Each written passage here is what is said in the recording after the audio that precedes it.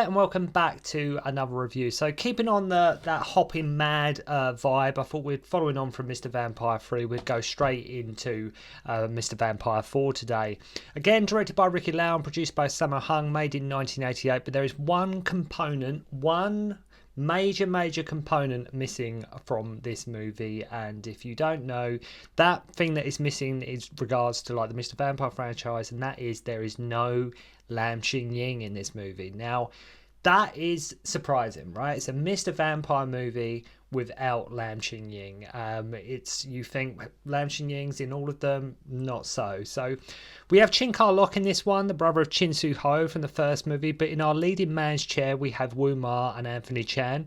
And what is interesting with Lam is that fame and like leading man stage has found him quite late. Yes, okay, as we know, he was in Big Boss and loads of Sammo Hung movies like Prodigal Son, Eastern Condors, but like I've mentioned before, you know, when you think of Lam Ching-ying, you think of Mr. Vampire, and that's why it's very surprising that he isn't in this one. I mean, Woo-ma is just as well known. I mean, Woo-ma, if you know your Hong Kong movie actors, you know, like supporting players, Woo-ma is in so many movies, especially Sammo Hung movies, or any movie that Sammo Hung had something to do with.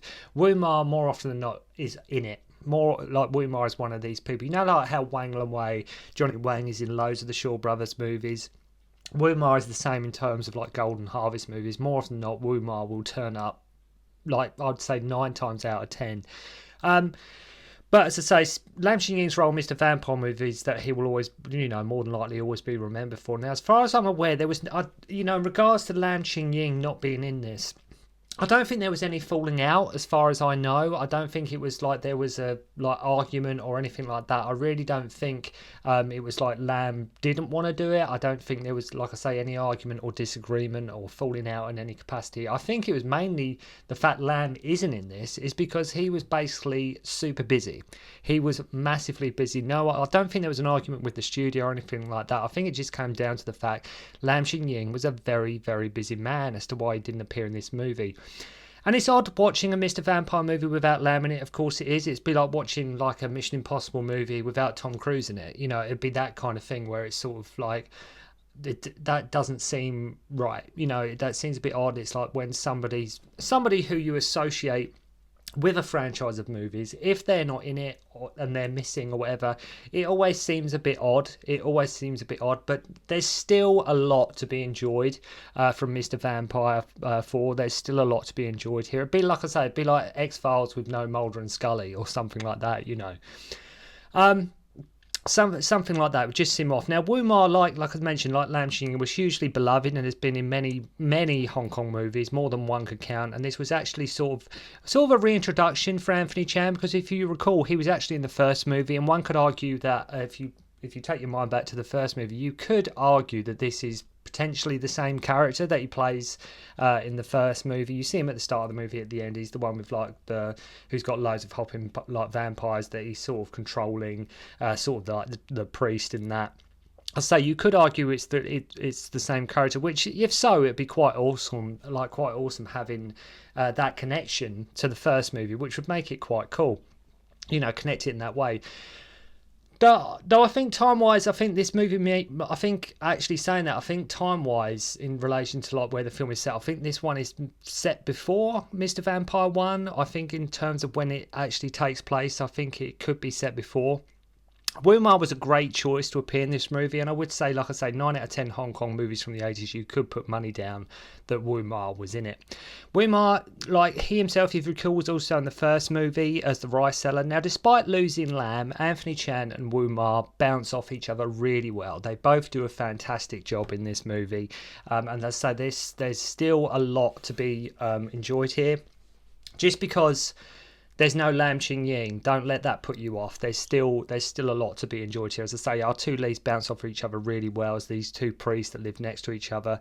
Anthony Chan, constantly being irritated by Woo-ma's habits. We also get Yuen also returns to this movie, and not many people know, but it was actually Yuen who played the vampire in the first movie. Obviously, a lot of you probably wouldn't know that because he's got loads of makeup and prosthetics on. But Yuen is actually in the first movie as well, but he makes an appearance here without any makeup. He's not a vampire in this one. But so yeah, Yuen played the vampire in the first movie. Wouldn't even know it was him. Here he plays, it's odd, the role he plays here. He plays a bit sort of like an effeminate eunuch in this film. It's a bit of an odd role for Yuen because he's usually either the villain, and Yuen, like I say, his roles he has played is so mixed. He's played a wide range of roles, from comedy to dramatic to villainous roles. He's played good guys. He's just played it here. I mean, in this film, he has like sort of the hots for guys in this movie, and it's just really bizarre seeing Yuen play this kind of role. And this was the last film, sort of in terms of if you count like sort of quote unquote official Mr. Vampire movies. The returns at the box office were not as high as they were for previous movies. Like it was still okay, but I think like it was starting to wane a little bit here. And this was around the time, like I say, 1988 in the late 80s. Samo was beginning to fall out with Golden Harvest. But despite all this, it's still very enjoyable, largely due to the great cast and that sort of odd couple dynamic that Wu-ma and Anthony Chan have. So we meet Wu-ma as Yi-yu, I think, and Ching, and he's got his sister Ching-ying. And funny, our introduction of Kar-lok's character actually called Kar-lok in this. It always makes it much easier to review a movie where you don't have to keep track of the characters. Like Kar-lok in this, he's actually called Kar-lok. And sort of when he's catching fish at the start, it actually reminds me of Jackie Chan in Spiritual Kung Fu, where he's catching... You remember the bit in Spiritual Kung Fu where Jackie Chan's catching like various fish and eels and God knows what else. Like I think he catches grasshoppers and things or whatever it may be to put in this soup. It's a bit like that at the start of the movie, and it took me back to Spiritual Kung Fu. And Wu-ma is like sort of his grandmaster in this. So in typical Hong Kong movie fashion, Kar-lok sort of inadvertently molests Ching-ying, thinking like she is a guy. And I love how Wu-ma, to punish him, is like, look, just take a few light punches, and he proceeds to throw him into a bookcase and then a table. So it's like, just take a few light punches, and then he just completely and utterly annihilates him. We then meet Anthony Chan, who is just like, he's just four-eyed Taoist. Even in here, he has a collection of like hopping corpses, much like the first movie. He even goes so far as to make them sort of limbo under this bamboo pole as well. So Pauline Wong Yu-wan here plays this female spirit who tries to capture one of his corpses, and she turns into like a fox at one point. So as you would expect, we get the usual slapstick comedy scenes in this movie, and Chan giving all his vampire sticks to beat Kar-lok and not allowed to say the phrase "Aya." It's the joke that you can't do it justice in this review, but if you watch the scene, it is quite funny. And Anthony Chan wants nothing to do with Wu-ma, who lives next door, which reminded me a bit actually of this dynamic where sort of they live next to each other. Anthony Chan is just like, he gets so irritated by Wu-ma so easily. It reminded me a bit like a Prodigal Son. If you remember the second half of Prodigal Son, where Lam Ching-ying and Sammo Hung are living next to each other, and they sort of like trying to sort of compete when they're sort of teaching Yuen. It took me back a little bit to Prodigal Son. And I love the scene of these two sort of arm wrestling as they try to drink tea. I think in this movie, Anthony Chan gives one of his all-time best performances as well. And he's another one, if you've seen a lot of Hong Kong movies, he's there, he's round, he is in quite a lot of movies, especially in the 80s from Hong Kong. And he's one of these people, I'm sure you've seen him before. But so I think in this, he gives one of his all-time best performances. I mean, Wu-ma is dependable anyway, a bit like Lam Ching-ying. You know whatever they're in, they're going to be great. But Anthony Chan here really does, he gives a great performance. And they start like pushing the table between them, and it's just funny stuff. Wu-ma even pushing him into a cactus. Ching-ying gets a face of like bean curd at one point. Wu-ma gets some food up his nostrils and blows it out into Chan's mouth. And you just can't fail to have fun with this movie. And it gets off to a really, really good start.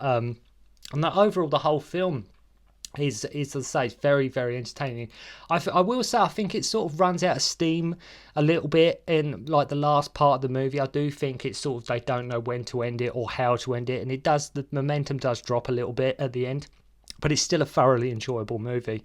And I love how Chan is just like, in this, he's just so grumpy and he's so like unapologetic in his nature, and he's just a fun, grumpy character, and I just love the performance from Anthony Chan.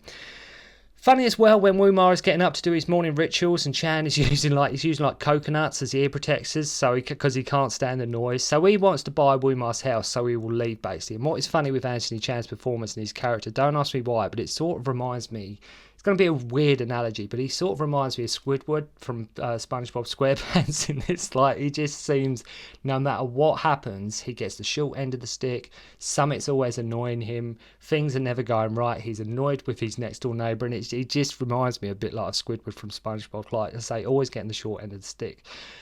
So no movie like this would be complete without a voodoo doll sequence, right? So which Chan uses to sort of control Wu Ma. So, he just makes him rip a tooth out.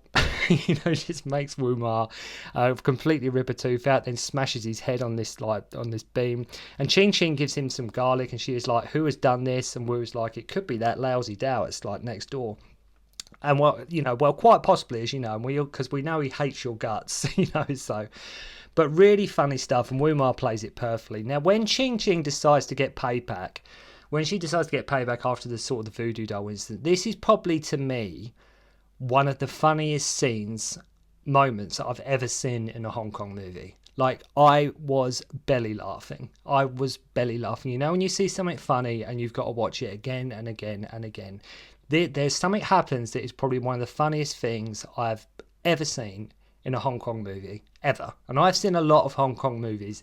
This scene in this was so funny. It's up there. It's up there with Lam Ching-ying and Eric Tsang trying to board the train in Millionaires Express. That's how funny it is. Because that, to me, is still one of the hands down the funniest things in the Sammo Hung movie, when they're trying to get on this train, and like Lam Ching-ying sort of lassos Richard Un, and he's sort of choking him as he's holding onto the train. And Eric Tsang's sort of like stuck to the train. The scene in this is up there with how funny it is. So Ching-ying gets this doll of Anthony Chan, and straps it to like this firework. and she sort of launches it, and he's like, no, wait, this could be fatal. And it's hilarious, because the doll is him, and she straps this doll to this firework. And the way they film it, and Chan going flying into this wall, with the noise of the firework, and the way it's shot, and the angle of it is sort of behind it. And I mean, I was in tears of laughter. It was the funniest thing I've ever seen. And Ching-ying not knowing when to stop. She even at one point goes to strap the doll again to like a rocket to launch him in the sky. And it's just so funny, because as I say, you get the explosive noise of the firework, and then it's sort of, the rocket sort of goes along the floor as well. And Anthony Chan, as he's sort of being controlled by the doll, sort of goes along with it. And it's just so funny, because he's sort of in this thing, and he's sort of strapped to this rocket, and the doll gets shot off. And I can't do it justice, but watch the film. It's absolutely, even if nothing else, you will laugh. Trust me, you will laugh. And Anthony Chan has to drink a whole bowl of oil to sort of shake off this sort of voodoo control spell that's over him. So then Yuen and Chong Fat show up with a vampire who is royal from across the border, and escorting him to the capital of the emperor, so the emperor can decide what to do with it. And it's worth mentioning as well how good this Blu-ray looks on this release. They all look good, but Mr. Vampire 4, I think, looked exceptionally really crisp, really clear. It's great. As I say, really, I don't usually often talk about the quality of the Blu-rays or extras or things like that. I just talk about the movies. Probably should do that, but in terms of the picture on Mr. Vampire 4, really good. Really, as I say, a really fantastic picture. There are some funny lines in the movie too, like when it's raining, Kar-lok comments, I guess heaven has drunk too much water, Kar-lok. And Anthony Chan, in his grumpy self, says, I guess thunder is heaven farting then. And it's again, and he goes, I guess thunder is heaven farting then, and snow is what? Diarrhea? Like, he just basically just craps on his analogy of the weather. He just like completely puts down his analogy of the weather. So as mentioned, Yuen in this is Officer Wu. He's like as camp as they come. As you probably guessed, the vampire comes alive. Of course, the vampire comes alive. I mean, it's only natural. I mean, we knew that was coming. And the vampire in this is actually bloodthirsty. The vampire in this means business. This vampire in this one he wants some victims, and he's not messing about. Chong Fat gets bit, and Wu and the royal kid sort of escape. Like Wu Yuen-Wa's character, and they go to Wu Ma and Anthony Chan's, who go to investigate the camp where they were. And the tone shifts at this point in the movie. Like, it was all comedic, and now all of a sudden it's sort of become menacing. There's still comedy all the way through the movie, but suddenly the intensity ramps up. Because a lot of the time, sometimes these films, they are sort of clicking their heels, so they're in no rush to get the plot moving forward, especially when they can just sort of have so much fun with, like I say, the character dynamic between Woo-ma and Anthony Chan. But the tone does shift at this point, becomes a bit more menacing. The whole convoy was slaughtered. Kar-lok pretends to be sick so he can get a kiss from Ching-ying, but Yuen relishes the opportunity to give him mouth-to-mouth. Members of the convoy who are now in vampire mode come to the house to attack Ching-ying and Kar-lok. I mean, say what you will about Yuen-Wah's character, but it really does show what an amazing character actor he is. Like I say, Yuen-Wah can just play anything. Yuen-Wah he's such a great, fantastic character actor, and as I say, really does, as I say, his performance in this, say what you will about it, but it really does show his range. Like, he can play tough guys, good guys, villains, you name it. And despite the whole slapstick sort of setup going on here, Kar-lok does get to show off some moves and some kicks, nothing sort of super flamboyant, but he still gets to show off a little bit nonetheless. And I love one of the vampire zombies getting stuck in this like unit of drawers that Kar-lok slams on him, and he opens the drawer to just see the guy trapped inside, which is quite funny. Of course, it gets a bit silly with Kar-lok and Ching-ying dressing up to pretend they are zombies, and it's one of them scenes that you think, okay, this has gone on long enough, but because it keeps going, because they they milk it for everything they possibly can, you start to get into it again, and that happens a few times in the Mr. Vampire movies. Like, some scene will go on a bit longer than it needs to. You think, oh god, like this is going on and on and on, and then you start to like it again because the fact is it has gone on long, if that makes sense. So Chan and Woo-ma return and kill like Yuen-Wah and come to their aid, and after this, Kar-lok has to take a bath with snakes. Then the head royal, like sort of the royal vampire shows up, I guess he shows up at this house because it's the only house for miles. I'm assuming that's why he just went to that house where they are. And again, you get the great set pieces here. Let's just have a house. Let's watch Woo-ma and Anthony Chan duke it out with a vampire. And that's all you really need for an entertaining movie. Now, though, the corpse comes up from beneath the floor, complete with bulging eyeballs. I will note that they put loads of melted sugar on the floor as well. Watch out for Anthony Chan bringing out probably the biggest sword I've ever seen in any movie. Like, full stop. I mean, it gives Cloud Strife's sword a run for its money. This sword is absolutely massive. It is absolutely, as I say, it's huge, this sword. Makes Clouds from Final Fantasy VII look absolutely puny. Chan calls upon his ancestors and develops loads of muscles and can now wipe the floor with the vampire, but he gets a puncture, quite literally. His muscles do get like sort of a puncture. Ching-ying and the young prince both become sort of background here. They're sort of just in the background. It ends with them sort of stuffing poison into the vampire's mouth, and you have to love the shot of the vampire with his brains splattered on the floor. And it's all fun and games, and Woo-ma and Anthony Chan really have some super funny moments throughout.